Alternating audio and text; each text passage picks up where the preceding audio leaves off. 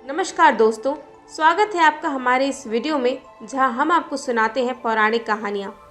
पुराणों में सुदर्शन चक्र को सबसे विनाशक और विध्वंसक हथियार के रूप में जाना जाता है। सुदर्शन चक्र भगवान विष्णु का हथियार है जो कि श्री कृष्ण को विष्णु से मिला था, जो उनके 8वें अवतार थे। एक बार सुदर्शन चक्र रानी सत्यभामा और गरुड़ को अपनी शक्ति पर अभिमान हो गया था। श्री कृष्ण ने उनका ये अभिमान अपने भक्त हनुमान द्वारा कैसे दूर किया, आइए जानते हैं इस वीडियो में। एक बार श्री कृष्ण रानी सत्यभामा, गरुड़ और सुदर्शन चक्र के साथ द्वारका में विराजमान थे। बातों ही बातों में रानी सत्यभामा ने श्री कृष्ण से पूछा कि प्रभु, त्रेता युग में आपने राम के रूप में अवतार लिया था और तब सीता आपकी पत्नी थी, क्या वो मुझसे भी अधिक खूबसूरत थी? रानी सत्यभामा की बात सुनकर श्री कृष्ण समझ गए कि सत्यभामा को अपनी सुंदरता पर घमंड हो गया है। इससे पहले श्री कृष्ण उनकी बातों का जवाब देते गरुड़ बोल पड़े कि भगवान, क्या इस दुनिया में मुझसे भी ज्यादा तेज गति से कोई उड़ सकता है? इस पर सुदर्शन चक्र से रहा नहीं गया और वो भी बोल उठे कि प्रभु, क्या दुनिया में मुझसे भी अधिक कोई शक्तिशाली है?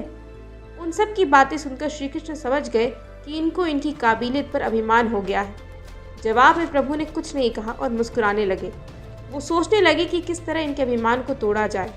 उन्होंने गरुड़ से कहा कि वह हनुमान जी को बुला लाएं और उनसे कहें कि श्री राम माता सीता के साथ उनकी प्रतीक्षा कर रहे हैं। भगवान की आज्ञा पाकर गरुड़ हनुमान जी को बुलाने उड़ चले।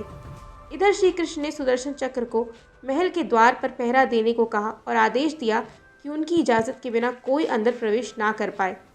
श्री कृष्ण ने स्वयं श्री राम का अवतार लिया और रानी सत्यभामा को सीता माता के रूप में श्रृंगार करने के लिए कहा।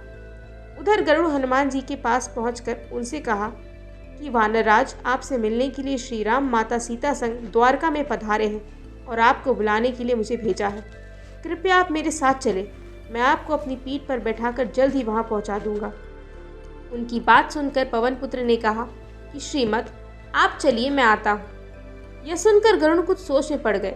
उन्होंने सोचा कि हनुमान जी अब बूढ़े हो चले हैं, वो जल्दी वहां कैसे पहुंचेंगे? और हनुमान जी के कहने पर गरुड़ वहां से चले गए। जैसे ही गरुड़ ने महल में प्रवेश किया, वहां पर हनुमान जी को पहले से पाकर आश्चर्यचकित हो गए और उनका सर लज्जा से झुक गया। तभी श्री राम के रूप में श्री कृष्ण वहां पधारे और उन्होंने हनुमान जी से पूछा कि बजरंगबली, तुम महल में कैसे आए? क्या तुम्हें किसी ने द्वार पर रोका नहीं? इस पर हनुमान जी ने सर झुकाकर कहा कि प्रभु, आपसे मिलने से क्या मुझे कोई रोक सकता है? इस चक्र ने रोकने की कोशिश की थी, इसीलिए इसे मुंह में रखकर अंदर आ गया। और उन्होंने सुदर्शन चक्र को मुंह से निकालकर वहां रख दिया। उनकी बात सुनकर प्रभु मुस्कुराने लगे।